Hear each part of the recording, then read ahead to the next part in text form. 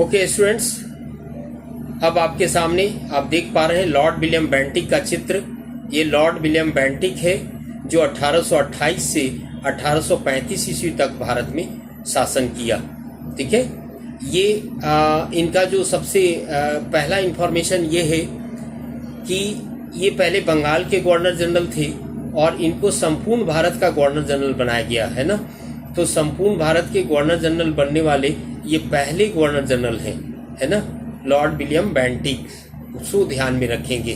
Okay students, यदि आप सबों ने अभी तक चैनल को सब्सक्राइब नहीं किया तो अवश्य चैनल को सब्सक्राइब करें ताकि आप तक हम बहुत ही इंफॉर्मेटिव वीडियो पहुंचा सकें और अपने बेल आइकॉन को भी एक्टिवेट करें ताकि जब भी कोई नई वीडियो आप तक पहुंचे तो आपको जानकारी मिल सके।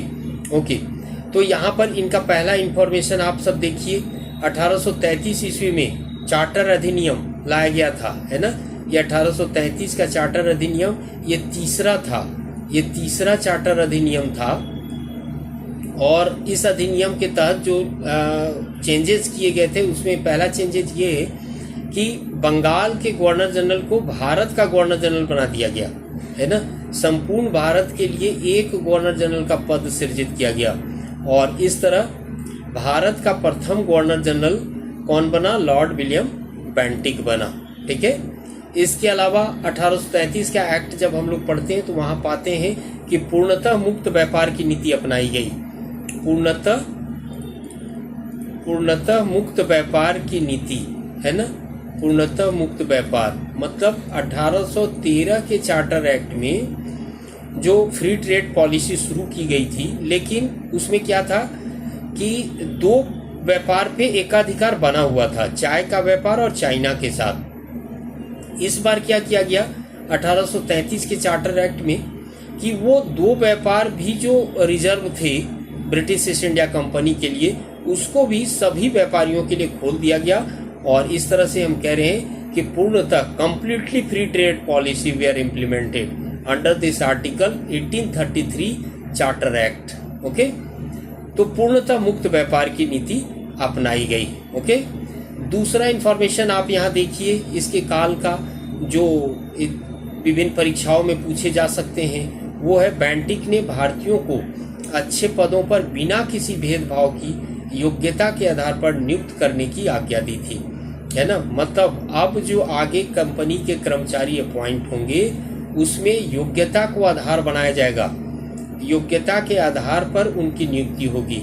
और यही प्रावधान आगे चल के आपको आगे चल के क्या देखेंगे आप सब, आगे चल के यही प्रावधान जो है वो कॉम्पिटिटिव एग्जाम में कन्वर्ट होगा और फिर प्रतियोगिता परीक्षा का आयोजन किया जाएगा। ओके, तो ये आप समझ पा रहे हैं लॉर्ड विलियम बेंटिक को। नेक्स्ट इनसे आने वाले प्रश्न और कौन से हो सकते हैं, इनके प्रमुख कार्य क्या हैं उसको हम लोग देखते हैं। अब यहाँ पर आप देख पा रहे हैं, ठीक है, प्रमुख इन्फॉर्मेशन को।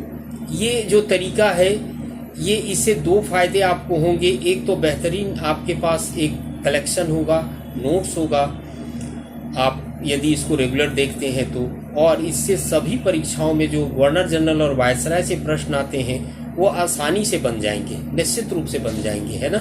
इससे बाहर नहीं आएगा परीक्षा में। ओके, तो अब यहाँ पर देखिए 1834 में इन्होंने क्या किया, 1834 में आगरा प्रांत का गठन किया।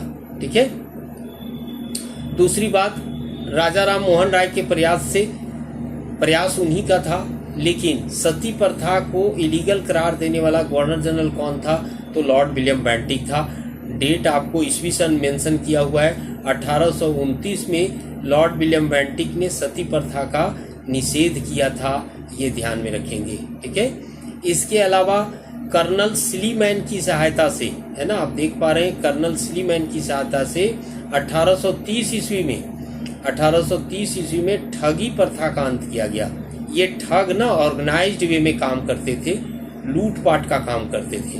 ठीक है, ये ठगते नहीं थे, डायरेक्ट लूटते थे और इसको पूरी तरह से समाप्त किया गया था, पूरे एरिया घेर कर इनको समाप्त किया गया था। तो ठगी प्रथा का अंत किया था। ओके, उसके बाद देखिए, मैं पहले ही आपको बता चुका इसका प्रावधान, है ना, चार्टर एक्ट के द्वारा व्यापारी के एकाधिकार को पूर्णतः समाप्त कर दिया गया और एक मुक्त व्यापार की शुरुआत की गई। मैं जो शुरू में समझाया आपको कि कंप्लीटली फ्री ट्रेड पॉलिसी, पूर्णतः मुक्त व्यापार की नीति अपना ली गई इस बार। अब ब्रिटिश ईस्ट इंडिया कंपनी का किसी भी व्यापार पर कोई एकाधिकार नहीं रहा, ये आपको जानना है। ओके स्टूडेंट्स, नेक्स्ट आप देख पा रहे हैं अगला जो इन्फॉर्मेशन है वो ये है कि न्यायालय में देखिए, न्यायालय में फारसी, पहले फारसी का प्रयोग होता था, उसके स्थान पर इन्होंने क्या दिया, प्रादेशिक भाषाओं, जो रीजनल लैंग्वेज है, जो क्षेत्र विशेष की भाषा है, उसके प्रयोग की आज्ञा दे दी, है ना। ये भी बड़ा इम्पोर्टेंट है। इसके अलावा हम ये कह सकते हैं, लास्टली फाइनली आप समझो कि इनका 7 वर्ष का शासनकाल था, है ना। 1828 से 35 के बीच इनका कार्यकाल था। तो ये भारत में बहुत सुधारों का काल था, या बहुत सारे सुधार यहाँ पर देखने को मिले। ओके, तो ये लॉर्ड विलियम बेंटिक से इंफॉर्मेशन आप ध्यान में रखेंगे। Okay students, next governor general के बारे में जो अब आएगा वो संपूर्ण भारत का गवर्नर जनरल है ना। तो नेक्स्ट गवर्नर जनरल को देखते हैं।